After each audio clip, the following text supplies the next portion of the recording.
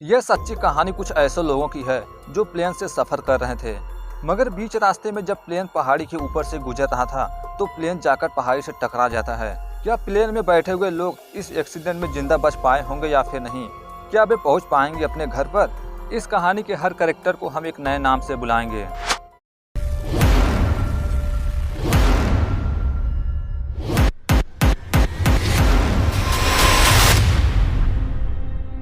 कहानी की शुरुआत होती है 13 अक्टूबर 1972। स्टेला मारिस कॉलेज के क्रिश्चियन स्टूडेंट की टीम जो मैच खेलने के लिए चिली जा रही थी एरोप्लेन से।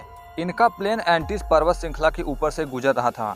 यह श्रृंखला दुनिया की ऊंची श्रृंखलाओं में से एक थी, मगर अचानक से सभी टीम मेंबर को लगता है एक जोरदार झटका, जिससे सभी लोग चौकन्ना हो जाते हैं।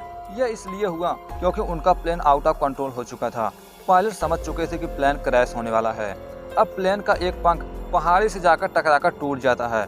इस टक्कर से प्लेन के दो भाग हो चुके थे। प्लेन के दो टुकड़े होने से पीछे बैठे हुए पैसेंजर उड़ जाते हैं हवा में, मगर प्लेन का सामने वाला भाग अब भी फिसलता हुआ आगे बढ़ रहा था और आखिर में जाकर टकरा जाता है एक चट्टान से, जिससे सबको एक जोरदार झटका लगता है। और इस झटके में बहुत सारे लोग घायल हो चुके थे। 7 लोग तो पहले से ही मारे जा चुके थे जो प्लेन के पिछले हिस्से में बैठे हुए थे। अब यहाँ पर काफी लोग घायल थे। जो लोग सही सलामत बचे हुए थे वे घायल लोगों की मदद करते हैं। किसी के सर में चोट आई थी तो किसी का पैर ही टूट गया था। आगे बैठे 2 पायलट में से एक की मौत हो चुकी थी और एक की हालत बहुत ही गंभीर थी। उनके पास आकाश और केशव नाम के 2 लोग आते हैं। पायलट के रेडियो के जरिए ऑपरेटर तक कांटेक्ट करने की कोशिश करते हैं ताकि वे अपने एग्जैक्ट लोकेशन को बता सके, लेकिन रेडियो की बैटरी पूरी तरह से डिस्चार्ज हो चुकी थी। अब ये किसी से भी कांटेक्ट नहीं कर सकते थे। थोड़ी देर बाद इस पायलट की भी मृत्यु हो जाती है। उसी के साथ 4 और लोग भी मारे जा चुके थे इस एक्सीडेंट में, यानी अब पूरे 6 लोग मारे जा चुके थे। मगर बचे हुए लोगों को उम्मीद है कि उन्हें बचाने के लिए रेस्क्यू टीम जरूर आएगी।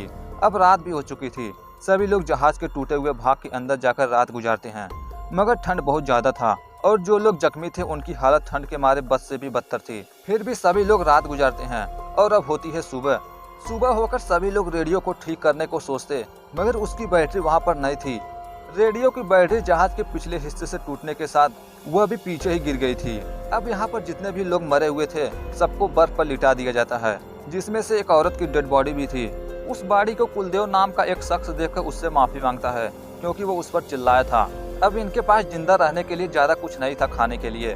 कुछ चॉकलेट थे, पीने के लिए थोड़ा बहुत जूस का इंतजाम था, लेकिन सिगरेट उनके पास बहुत सारा है। सभी लोग डिसाइड करते हैं कि वे राशन को बांटकर खाएंगे, कोई भी ज्यादा नहीं खाएगा ताकि ज्यादा से ज्यादा दिन तक जीवित रह सके। इसी बीच उन्हें एक हेलीकॉप्टर की आवाज सुनाई पड़ती है। ऐसा होने पर सभी लोग बहुत खुश थे कि रेस्क्यू टीम आ रही है और वे घर जाएंगे, मगर बादल होने की वजह से रेस्क्यू टीम वाले उन्हें नहीं देख पा रहे थे और ना ही नीचे वाले को हेलीकॉप्टर दिख रहा था, इसलिए कोई फायदा नहीं होता और एक रात उन्हें इस ठंड में बितानी पड़ी। सुबह होने पर सभी लोग खुश थे, उन्हें बचाने के लिए रेस्क्यू टीम आएगी। तब तक जीवित रहने के लिए सभी बर्फ को एक सीट पर रखते हैं जिससे वह गर्म होकर बर्फ पानी में तब्दील हो जाए। वहीं पर एक लड़का था नानक। चोट लगने की वजह से वह अभी तक कोमा में ही था, पर जब उसे होश आता तो पता चलता है कि उसका प्लेन क्रैश हो चुका है। वह इस वक्त कोमा में से बाहर आया है। उसे सबसे बड़ा झटका तब लगता है जब उसे पता चलता है कि उसकी मां मर चुकी है, मगर उसकी बहन सोनाक्षी अभी जीवित थी लेकिन बुरी तरह से जख्मी है। कुछ घंटे बीतने के बाद उन्हें फिर से एक हेलीकॉप्टर दिखाई पड़ता है। सभी लोग हेलीकॉप्टर की तरफ हाथ हिलाने लगते हैं, मगर जहाज वहां से घूमकर निकल जाता है। इस तरह सभी लोगों को यकीन हो चुका है कि अब अगली सुबह हेलीकॉप्टर आएगी। इसी खुशी में सभी लोग रात के वक्त सोने से पहले जितने भी चॉकलेट थे सभी खा जाते हैं। सुबह होने पर सभी बाहर आकर बैठकर इंतजार कर रहे थे रेस्क्यू टीम का, कब वे आएंगे और हमें ले जाएंगे यहाँ से बचाकर। मगर पूरा दिन इंतजार करने के बाद उन्हें बचाने के लिए कोई नहीं आता। अब शाम भी होने वाली थी। ऐसा इसलिए क्योंकि उसे हेलीकॉप्टर वालों ने देखा ही नहीं था। अब उन्हें भूख लग रही थी, इसलिए आकाश सबको राशन बांटना चाहता है। जो उनके पास चॉकलेट थी, बॉक्स खोलता है तो पता चलता है कि बॉक्स खाली है, क्योंकि सारा चॉकलेट तो वह पिछले ही रात खा गए थे खुशी के मारे। आकाश को यह इसलिए पता नहीं था क्योंकि जब सभी लोग चॉकलेट खा रहे थे तो वह सो गया था। ऐसा जानकर आकाश सबसे लड़ने लगता है।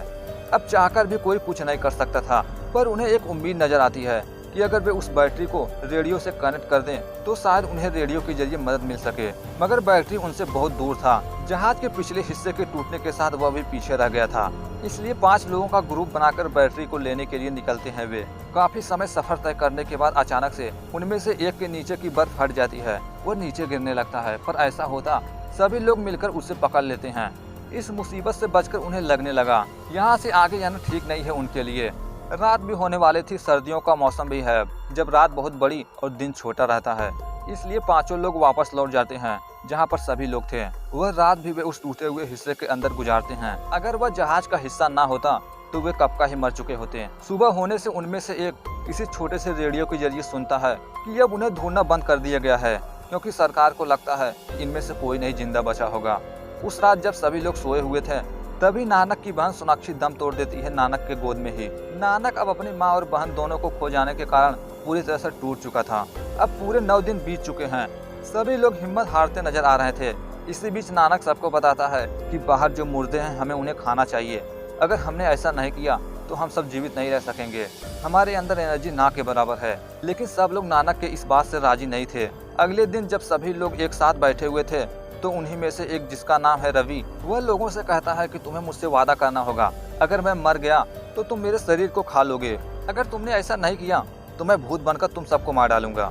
इस बात से सभी लोग हंसते हैं, लेकिन एक एक करके सभी यही बातें करते हैं। यदि कोई भी मरता है तो वह उसके शरीर को खा लेंगे ताकि उनकी जिंदगी बच सके। सुबह होने पर अब उन्हें 10 दिन बीत चुके थे इस पहाड़ी पर। सभी भूख के मारे पड़े हुए थे। उनके सामने डेड बॉडी भी पड़ी हुई है, मगर कोई भी उसे खाने को तैयार नहीं था। उनका मानना था कि अगर हमने ऐसा किया तो हम इंसान नहीं रहेंगे। तभी केशव आगे बढ़ता है, उनमें से एक के शरीर के मांस का टुकड़ा निकालकर खा लेता है। अब यहाँ जितने भी लोग हैं सब एक एक करके ऐसा करते हैं। कोई भी ऐसा करना नहीं चाहता था, मगर ऐसा करना पड़ा उन्हें। एक इंसान होकर दूसरे इंसान को खाना पड़ रहा है। इसमें सबसे ज्यादा दुखी नानक था, क्योंकि उनमें से 2 बॉडी उसके माँ और बहन की थी। सबके खाने के बाद ये तय करते हैं कि ये पीछे जाकर बैटरी को वापस लाएंगे ताकि रेडियो से कांटेक्ट कर सके। तीनों लोग एक दिन का सफर तय करने के बाद रात को ये एक जगह ठहर कर सोने की कोशिश करते हैं, मगर वहाँ बहुत ठंड थी। पर जब सुबह होती है तो देखते हैं कि उनके ऊपर बर्फ जमी हुई थी। अब वे आगे का सफर तय करते हैं। उस जगह पर पहुँचते जहाँ पर जहाज का कुछ हिस्सा बिखरा हुआ था। उनके बीच कुछ आदमी भी गिरे पड़े थे जो मर चुके हैं। अब उन सामानों में कुछ चॉकलेट मिलते हैं जिससे वे बहुत खुश थे, लेकिन बैटरी अभी तक उन्हें नहीं मिली थी। इसलिए तीनों वापस आते हैं, क्योंकि ये अगर यहाँ पर रुके तो ठंड के मारे वैसे ही मर जाएंगे। वापस आकर सभी प्लान करते हैं कि अब जो कुछ भी हो जाए वे खाने पीने का सामान साथ ले जाएंगे, अपने मकसद में कामयाब होंगे। उसी रात सभी लोग पड़ी हुई चीजों को जलाकर ठंड को भगाने की कोशिश कर रहे थे, जिसमें उन्हें अपने पैसे को भी जलाना पड़ा। अब उन्हें इस बात का एहसास हो चुका था, इस दुनिया में इन सब चीजों की कोई वैल्यू नहीं। जब कुदरत अपना कहर बरसाती है तो उनके सामने इंसान की कोई चीज काम नहीं आती। इसी रात उनके सामने एक बहुत बड़ा हादसा होने वाला था। तभी अचानक से पहाड़ी से बर्फ की चट्टान खिसकने लगती है और सारा का सारा बर्फ समुद्र की लहरों की तरह उनकी तरफ बढ़ने लगता है। बर्फ की चट्टान उनके प्लेन से टकराते ही जिसके अंदर सो रहे थे सभी लोग, जिन्हें जोरदार झटका लगता है और अंदर चला जाता है बहुत सारा बर्फ। ऐसे वे बाहर निकलने की कोशिश भी कर रहे थे, मगर बाहर नहीं आ सकते थे, क्योंकि उनके प्लेन का टुकड़ा बर्फ के नीचे पूरी तरह से दब चुका था। अगले दिन तक तूफान चलता रहता है। जब तूफान थमता है तो बड़ी मुश्किल से वे बर्फ को खोदकर बाहर निकलते हैं। बाहर कुलदेव भी बैठा हुआ था, बताता है कि देखो कितने दिनों बाद सूरज निकला है, लगता है ऊपर वाला साथ दे रहा है। मगर इस हादसे में 8 और लोगों की मृत्यु हो चुकी थी। सभी लोग अब बाहर निकलते हैं, प्लेन के ऊपर के बर्फ को हटा देते हैं। अब पूरे 50 दिन बीत चुके हैं, जिससे रातें छोटी और दिन बड़े होंगे। अब ये फिर से तीसरी बार उस बैटरी को लाना चाहते हैं। इस बार ये टीम तैयार करते हैं, खाने के लिए कुछ सामान भी ले लेते हैं। इनका दूसरा भी प्लान था, अगर इन्हें बैटरी के साथ प्लेन का दूसरा हिस्सा नहीं मिला तो वे वापस नहीं आएंगे, बल्कि आगे का सफर तय करेंगे और कोशिश करेंगे इस पहाड़ी के दर्रे से बाहर निकलने का। अब इनमें से 3 लोग बैटरी को ढूंढने के लिए निकल चुके थे। कुछ ही समय में सफर तय करने के बाद उन्हें प्लेन के पीछे का हिस्सा मिल जाता है। यहाँ उन्हें कपड़े, सामान और खाने के लिए कुछ चॉकलेट मिलते हैं। इस तरह वे बहुत खुश थे। सबसे जरूरी थी बैटरी, वह भी उन्हें मिल चुकी थी, मगर बैटरी बहुत भारी था, उन्हें यहाँ से उठाकर ले जाना नामुमकिन है। इसलिए ये उस आदमी को वहाँ पर लाना चाहते हैं जो वायर को जोड़कर रेडियो को ऑन कर सकता है, क्योंकि जहाज का दूसरा हिस्सा उनसे ज्यादा दूरी पर नहीं था, उनसे लगभग 3 घंटे की दूरी पर है। मगर बहुत कोशिश करने के बाद भी रेडियो ऑन नहीं होता। अब नानक चाहता है कि हमें इन पहाड़ी दर्रों से बाहर निकलने की कोशिश करनी चाहिए, लेकिन उनमें से कोई बात नहीं मानता उसकी। अब चारों वापस उसी जगह पर जाते हैं। हालांकि तूफान भी शुरू हो गया था, जिससे उन्हें वापस आने में बहुत प्रॉब्लम होती है, लेकिन नानक तो यही चाहता है कि वे किसी तरह से यहाँ से निकले, पर उनकी बात कहाँ कोई सुनने वाला था। अब पूरे 61 दिन बीत चुके थे, इसलिए नानक के साथ आकाश और केशव यहाँ से जाने को तैयार थे। ये तीनों यहाँ से जा रहे थे तो कुलदेव आखिरी बार मिलकर उन तीनों को बताता है कि मैंने कल रात सपना देखा था। तुम हरी भरी घाटियों में पहुँच चुके हो, तुम चिंता मत करो, तुम्हें यहाँ से निकलने का रास्ता मिल जाएगा। अब ये तीनों यहाँ से निकल चुके थे। 2 दिन का लंबा और खतरनाक सफर तय करने के बाद ये एक ऊंची चोटी के पहाड़ी पर चढ़ जाते हैं। जब ये चारों तरफ का नजारा घूमकर देखते हैं तो चारों तरफ पहाड़ी के अलावा कुछ नजर नहीं आ रहा था। यह देखकर केशव पहाड़ी पर लेट जाता है, वह पूरी तरह से हार चुका था। तभी नानक बताता है कि उन 2 पहाड़ियों के बीच देखो, पहाड़ियों के बीच मुझे बर्फ नहीं दिख रहा है, जरूर वहाँ घाटियाँ होंगी, जो लगभग उनसे 50 मील की दूरी पर था, यानी लगभग 80 किलोमीटर। इसलिए केशव का मानना था इतना लंबा सफर तय करने से पहले ही हम मर जाएंगे, क्योंकि पहाड़ों पर 50 मील चलना कोई आसान काम नहीं है। और तो और ये थक चुके हैं। लेकिन नानक हार नहीं मानता कि हमने 70 दिनों तक हार नहीं मानी है, हमें आगे बढ़ना चाहिए। इसलिए वे आकाश को वापस भेज देते हैं ताकि उनके पास ज्यादा राशन बच सके। आकाश वापस जा चुका है। अब ये दोनों आगे बढ़ते हैं अपने सफर पर। नानक और केशव को पता है कि इसमें इनकी जान भी जा सकती है, मगर ऊपर वाला साथ देता है इनका। 12 दिनों तक सफर करने के बाद ये इन पहाड़ियों से निकल जाते हैं। अब ये एक सुंदर घाटी के सामने पहुंच चुके हैं, जहां नदियां हैं, जहां पर लोग भी हैं। दूसरी तरफ सभी लोग अब पहाड़ों में फंसे हुए थे। सभी लोग बुरी तरह से हिम्मत हार चुके हैं, खाने का कुछ भी बचा नहीं था। तभी उन्हें हेलीकॉप्टर की आवाज सुनाई दी। यह हेलीकॉप्टर आर्मी के ही थे जो उन्हें बचाने के लिए आ रहे हैं, जिसमें केशव और नानक भी बैठा हुआ था। सभी हेलीकॉप्टर को देखकर नाचना शुरू कर देते हैं, क्योंकि अब उनकी जिंदगी बच गई है। सभी लोगों को वहां से रेस्क्यू किया जाता है और जितनी भी डेड बॉडी वहां पर पड़ी हुई थी सभी को दफन कर दिया जाता है और उनकी याद में एक क्रॉस भी लगाया गया। तो यह थी 1972 में घटी एक सच्ची कहानी, जिसमें लगभग 29 लोग मारे गए थे। आखिर में सिर्फ 16 लोग बच सके। तभी से इस घटना को आज तक कोई भुला नहीं सका। जाते जाते ये सच्ची कहानी हमें एक चीज सिखा कर जाती है, किसी भी बुरी परिस्थिति में हमें हिम्मत नहीं खोना चाहिए।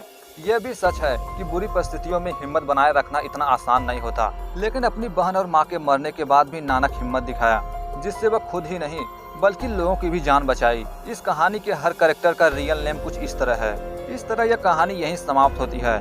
इस कहानी को लेकर आपके मन में क्या विचार है, कमेंट में जरूर बताएं। फिलहाल मिलते हैं एक और नए सच्ची कहानी के साथ। Thanks for watching this video.